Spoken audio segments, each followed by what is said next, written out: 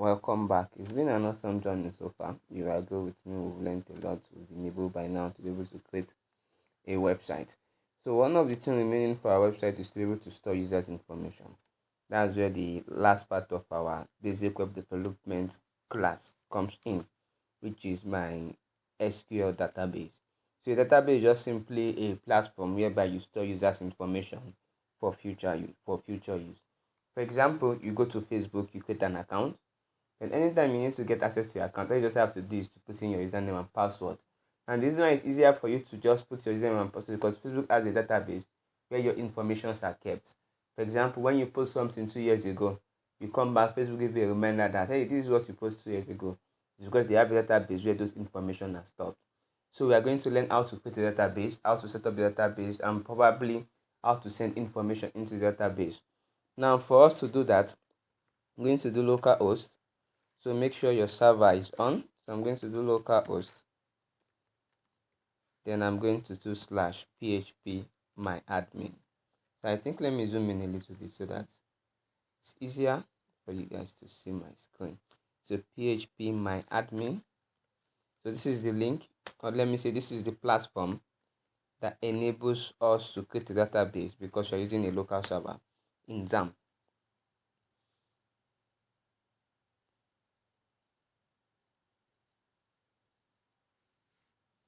Let me be sure my server is on, none of them is off, so I have my servers both working fine.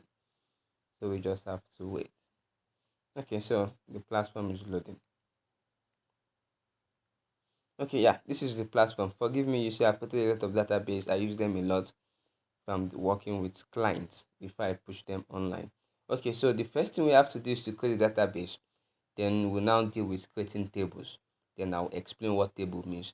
So just to create a database, because every information you want to store, or let me say every website you are creating must have its own database. Now you can have multiple tables under a single database. So all I just have to do is click on new here, then give my database a name. So in this case, I'll call this summer. I said summer. Sorry, I used to take summer class. So I'll call it internship. Internship. So now if I want to name, let's say I want to call this internship program, for example, I don't separate names like this. So the same way I explained when we are dealing with variables, either I do underscore, or in fact, it's not advisable to also do minus in this case. So underscore, or you combine them to be one word. So internship program. So don't always do space. But for this case, I'm sticking with internship. So all I just have to do is this is just don't need to change anything from here. It's just the language to use. Let me use that word. All I just have to do is to do create, which we call collation or collation. Now this is the important part. This is where the table comes in. Now before you create your table, you need to ask yourself what kind of information do I want to collect from the user. So let's have this instance whereby when the user wants to register, wants to have an account on our platform, we need to collect their phone name, then probably collect their email address. We tell them to put their phone number, then we'll ask them to put a password which will enable them to log into their platform. So we have to calculate those columns. So let me just show you what I mean using a table here. So we are collecting their phone name, which is column number 1. We are collecting their email address, column number 2. We are collecting their phone number, column number 3. Then we are collecting their password, column number 4. And these are the input field the user will see or what the user will fill. Now, an additional column will be added, which we'll call ID. But if you want to do it physically, you see a serial number. So, for example, if I print this out as a register and I want people that comes to my physical internship program to fill it, the first person will do 1, then fill his full name, fill his email address, fill his phone number, then password. The second person will do the same thing. Then if there is a third, then the third person will do number 3, then first name, second name, third name. Now, the reason why you don't put this colon on the front end for the user to fill, because the user don't know who is the last person that registered. If the last person is about 86 or if the person is 2000 and something, they don't know. So this column will be added automatically. So basically, I'm supposed to just have 4 columns, which will indicate each of them I'm taking. But because of this ID aspect, I have to do 5. So if the columns I'm to create is about 7, you have to include the ID to make it 8. So by default, ID is added by the programmer, why the information the user is supposed to do are the columns you create manually. So this ID is very, very important. So in this case, I'm creating just 5 columns. So 1, 2, 3, 4, 5. So I just have to do is indicate how many columns I want to create. Sorry, I opened the wrong file. So here I'm going to indicate how many columns I want to create. In this case, 5. Then I'm going to give my table a name. So let me just call these members, or let me call them students. So students. So I give the table a name. Then I indicate how many columns I want. Then I click on go. So this is just the first part. Now for every column I created, I have to give them a name. Then I have to indicate what kind of information I want to store on them. So the first part we have is the name. So the name will contain every information we want to have here. So there should be the ID as the name. There should be a name called full name. There should be a name called email. There should be a name called phone number. And there should be a name called password. So if I come back here, under this name column, so I'm going to do ID. Then I'm going to do full name. So I'm going to do full, I'm spelling right, name. Then I'm going to do email. I'll do password. Now, then I'll do phone number. So just phone. Now the important thing is the first one is the ID. Any other one you can mix them as you want. It doesn't have to be in this order. So it has to be in the order you want. So you can mix them as you want. So I've created the columns.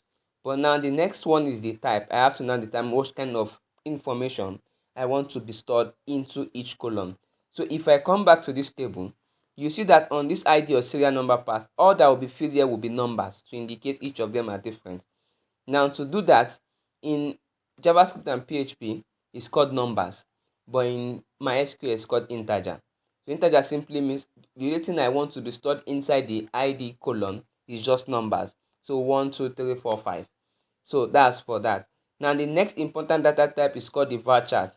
Now the var chart stands like a string. So if you have an experience under HTML, I say HTML, JavaScript and PHP, you understand what a string is. So that takes alphabets, numbers, symbol, whatever you want. So that's what the var chart is for. You are taking a string to accept anything you want. So if I check the next one, now this is saying I only take text, meaning only alphabet, no number or no symbols, just purely text. But most of the time we always use varchar. Even if it is purely text use, always use varchar because varchar give you much more flexibility. So I won't, because we don't even use them, but I won't advise you to also do them.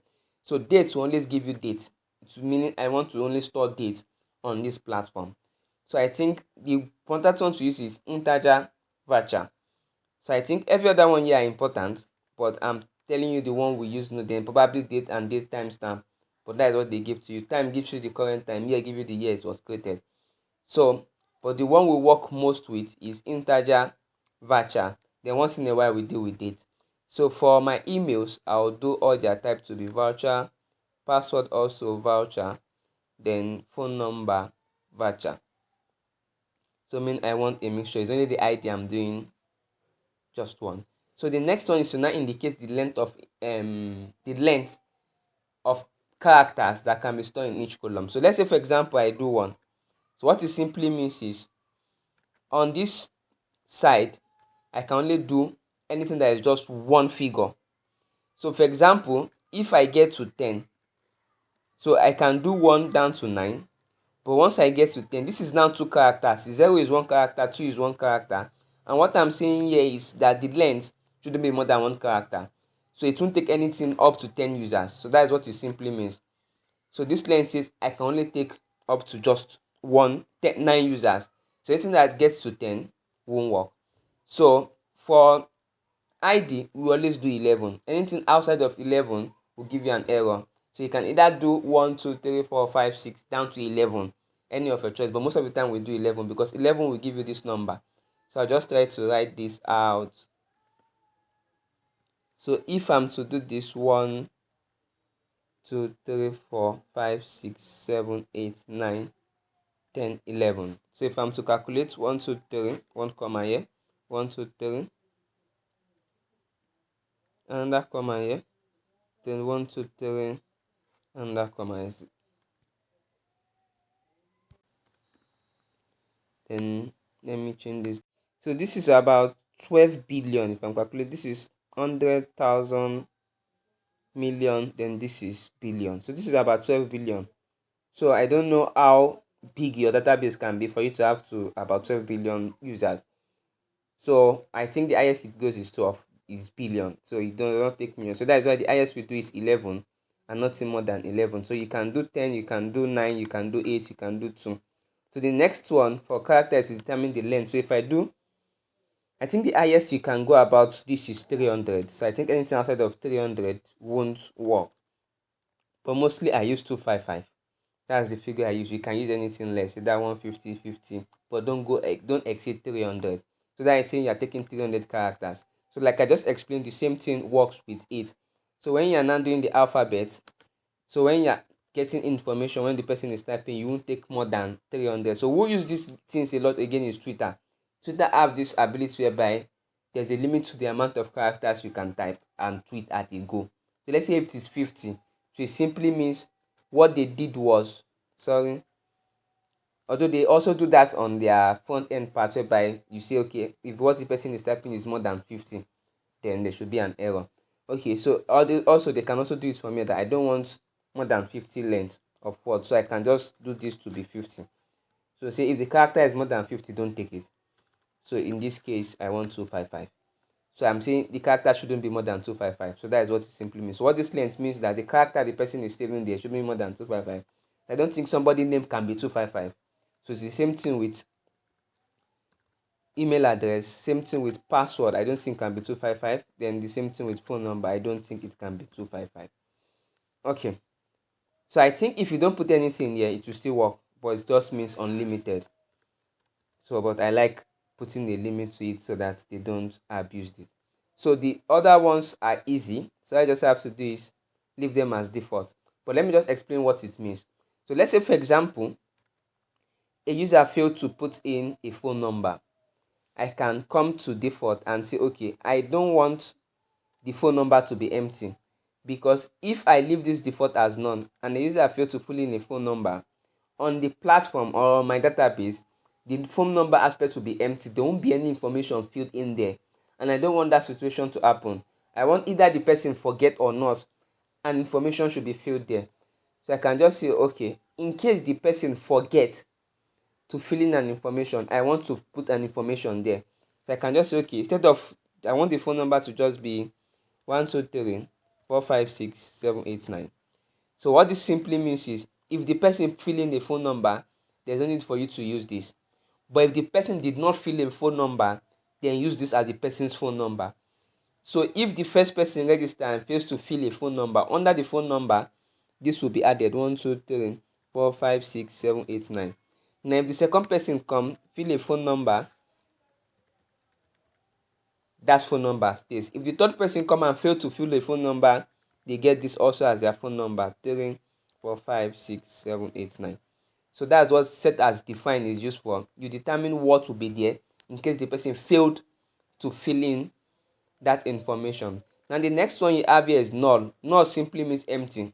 So it's saying if the person did not fill anything, just put the word empty in the place. So let's say in password, the person failed to fill in a password. I can just say, okay, if the person did not fill a password, use the word empty as the person's password. So null simply means empty in programming. So the next one is current timestamp, which say, okay, check the time and the date of the person's system and use that as the person's password. So that is what current timestamp is. It will check the person's date and the person's time and combine them and use that as the person's password. So, but null simply means in case the person did not fill anything, just leave it empty. Don't fill anything for the person. So that's what default is used for. Now collation is the one I explained to you that you should not touch when we're trying to create the database. So same thing, leave collation free there. Now the next one I need to touch is called our attribute. Okay, I think the attribute also should be left empty. I think yes, that's the index. Now not like I explained when I just explained now, it simply means empty. So if I check this now, this simply means, sorry, when I click this, it simply means this ID section should not be null. If I don't check this, if you want to be null, no problem. If they want to, don't fill anything. But this simply means they must fill something. I don't want it to be empty. This means if it is like, it should be empty. If it like, it shouldn't be empty. It makes no meaning.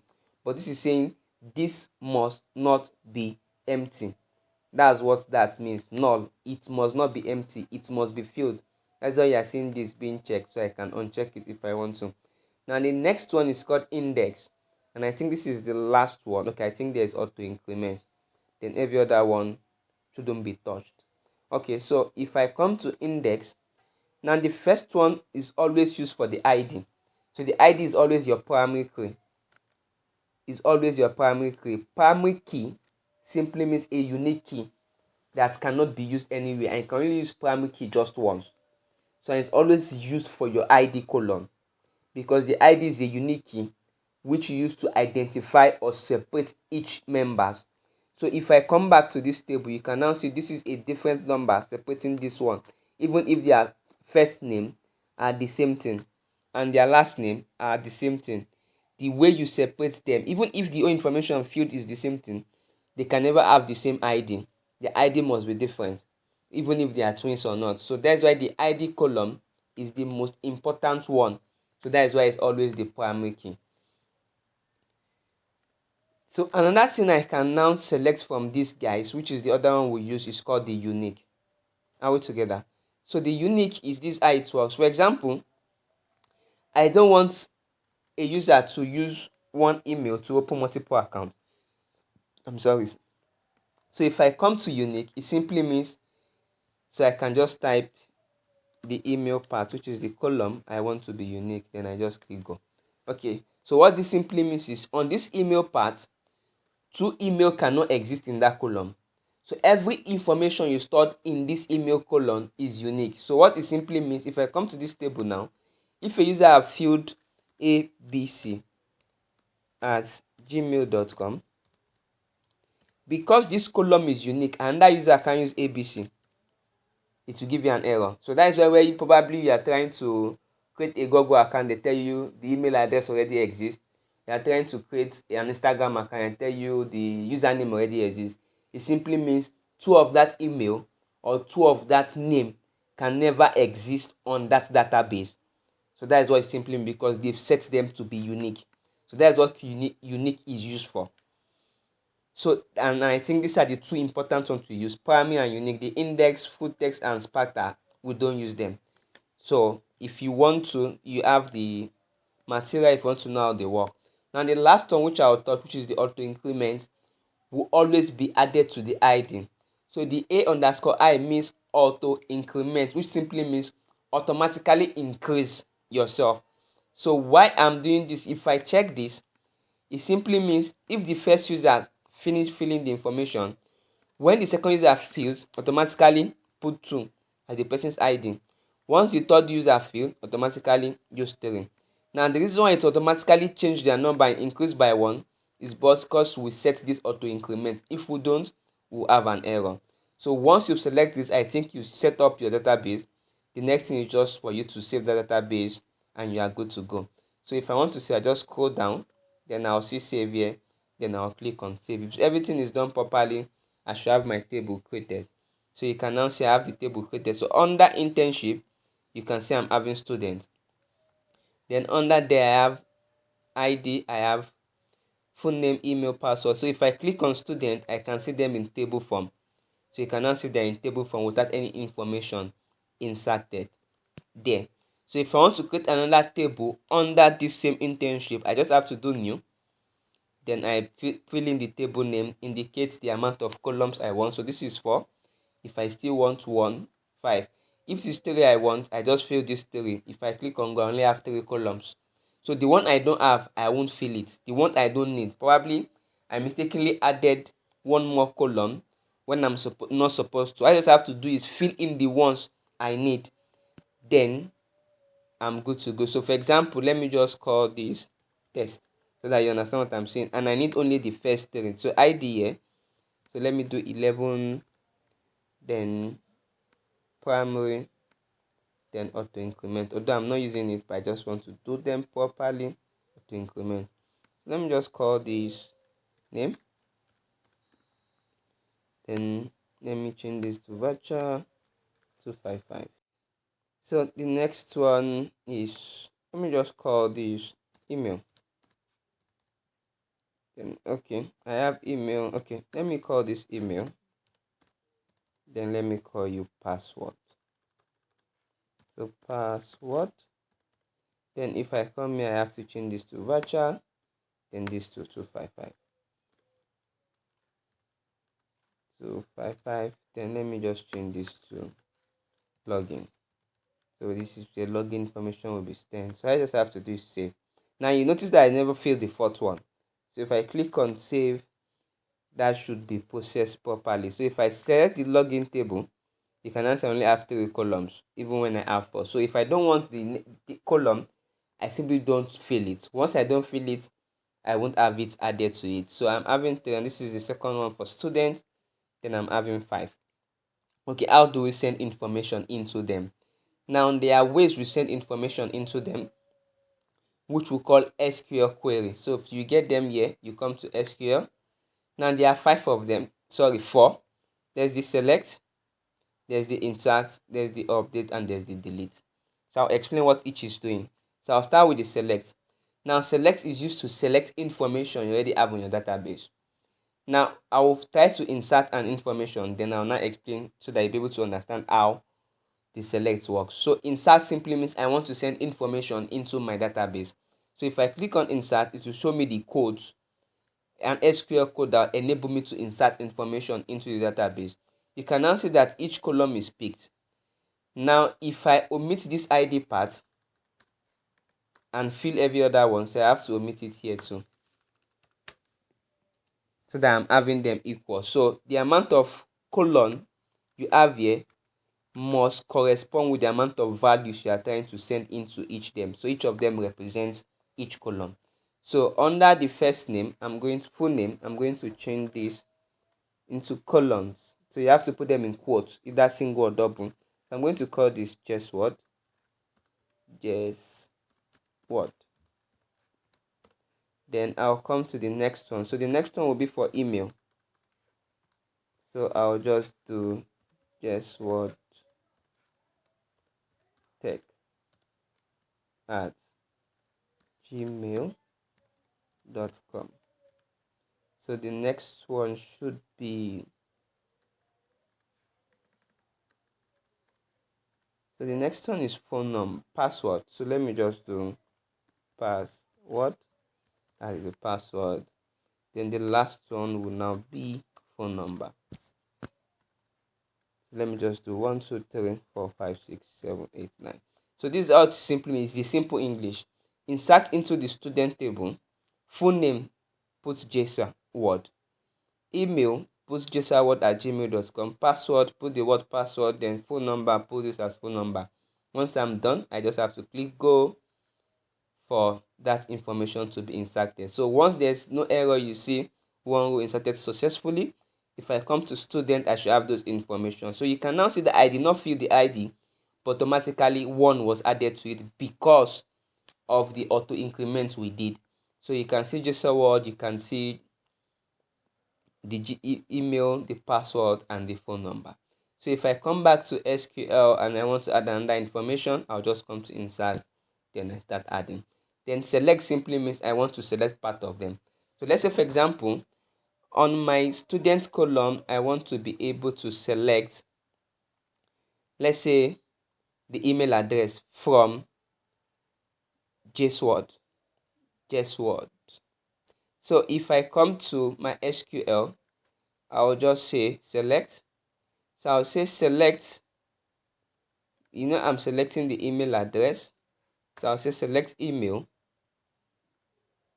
So like I said, it's like English from students where ID is equals to, so my ID should be in parentheses. So then ID is equals to 1. So it's saying, I'm picking, there shouldn't be any comma here. Yeah. So it's saying select email from students where ID is equals to 1. It's not saying go to my table, look for a user that have an ID of 1 and get me the email address. I just need the email address of somebody, of the user with the ID of 1. So that will get you that email address. So what if I want every information of user 1? I want both the ID, the email address, the first name, the phone number, and the password. Now all I can do is I can select them separately. I can do command like you saw earlier and do email, do ID, then I do that again. I can do comma, then select every other one. But there's a shortcut for it. I can just simply do asterisk. So that should be the symbol of 8. Then this simply means, oh, I'm putting them right. So 8, yeah. So this says select all from students where ID is equals to 1. So this will fetch me the ID, the password, the phone number, the email address, and the full name. So that's how you select information from database if you want to use it in the front end. Okay, so the next thing we have is update. Update simply means I want to change an information on my database. So let's say, for example, I want to change the full name. So I'm going to take out the ID. I don't need that. But you can see there are commas to separate each of them if I want to change each. But I only want to change the full name in this case. So I'm going to do select full name, and I want to change the full name to be something different. So I want it to be guess the word, because there was an error in my spelling. Then I want to include the technology. So I have to say where, then I have to indicate ID. So where ID is equals to 1. So it's like saying, I think there's an error from my code. Let me be sure. Okay, yes, there shouldn't be comma here.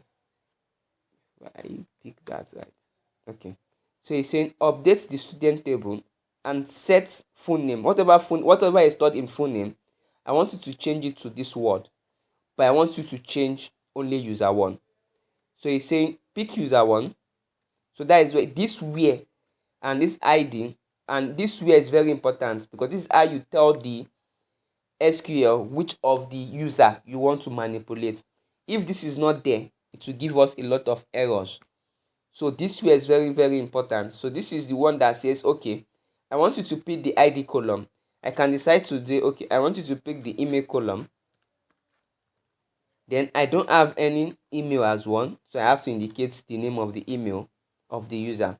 So, but in this case, why I'm using ID is because it's easier, because it's unique. So I'm now saying the person that has the ID of 1, because I know 2 people can bear the ID of 1, but 2 people can bear the same email address. Although that one is not possible because we set that to be unique. But I can also use email address, because I'm sure 2 people can bear the same email address. So I can now say, okay, once you get me the user 1, I want you to change the full name to be this. So that's what update is used to change whatever you have before. So if I click on go, then if I come to student, I should have the full name change. You can now see now I'm having just word tech and not just word. So that's for update. So if I come back to this, then delete is used to delete. So for me to just, okay, let me just delete that information. So if I come to delete, I will say, okay, delete from student where, this time I will say ID. So I have to do this. ID is equals to 1. So this should delete my information. So if I come to ask me, I'll say yes, just an notification for me to be sure. Then if I come, every information is come. So how you manipulate your database is by using insert to send information into the database, update to change whatever you already have on your database, delete is to delete something from your database, and select is to select part of your database or some information from your database. So that's what we'll be doing. Now in our next section, which will be on Friday, we are going to look how we can use PHP to connect to our database and fetch information from there, send information into it, delete information from it, and update information from it. All we just learned, but see how we can do that using PHP. Like I said, PHP is a server-side programming language, which simply means it can interact with the database. Thank you. I'll see you in the next one.